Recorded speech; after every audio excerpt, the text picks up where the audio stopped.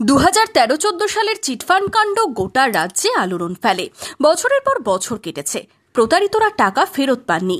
এই অবস্থায় এবার শুরু হয়েছে বিশেষ অভিযান। জমি বাজেয়াপ্ত করে টাকা ফেরতের আশ্বাস। মুর্শিদাবাদ থানার চুনাখালী এলাকায় অর্থলগ্নি সংস্থার জমি বাজেয়াপ্ত প্রশাসনের অভিযোগ, বিভিন্ন অর্থলগ্নি সংস্থায় টাকা রেখে প্রতারিত হয়েছিলেন লক্ষ লক্ষ মানুষ। প্রতারিতদের অর্থ ফেরাতে 2015 সালে হাইকোর্টের নির্দেশে গঠিত হয় জাস্টিস শৈলেন্দ্র প্রসাদ তালুকদার কমিটি। এই কমিটি বিভিন্ন অর্থলগ্নি সংস্থার সম্পত্তি বাজেয়াপ্ত করে প্রতারিতদের টাকা ফেরাতে কাজ করে চলেছে। বুধবার মুর্শিদাবাদ থানার চুনাখালী এলাকায় এমনই একটি জমি বাজেয়াপ্ত করার প্রক্রিয়া শুরু হলো। হাইকোর্টের আইনজীবী অরিন্দম দাস, বিএলআরও দপ্তরের আধিকারিক ও পুলিশ প্রশাসনের উপস্থিতিতে এদিন 2.57 একর জমির মাপঝোঁক করা হয়। অরিন্দম দাস জানান, এই সম্পত্তি বাজেয়াপ্ত করে আগামী দিনে তার সেবির মাধ্যমে নিলাম করে প্রতারিতদের টাকা ফেরত দেওয়া হবে।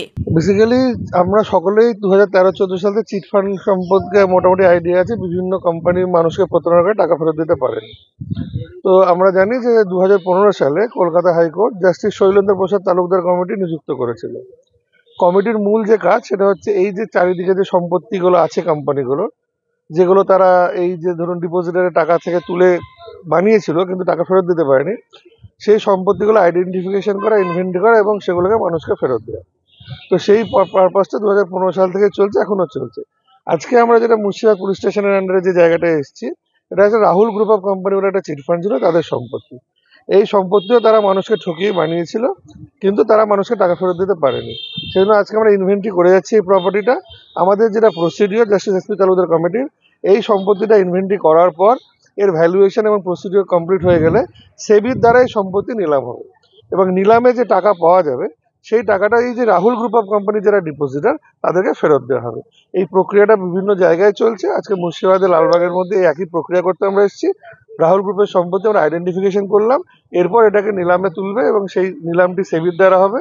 এই নিলামের ফলে যে অর্থটা আসবে সেটা মানুষকে ফেরত দেওয়া হবে।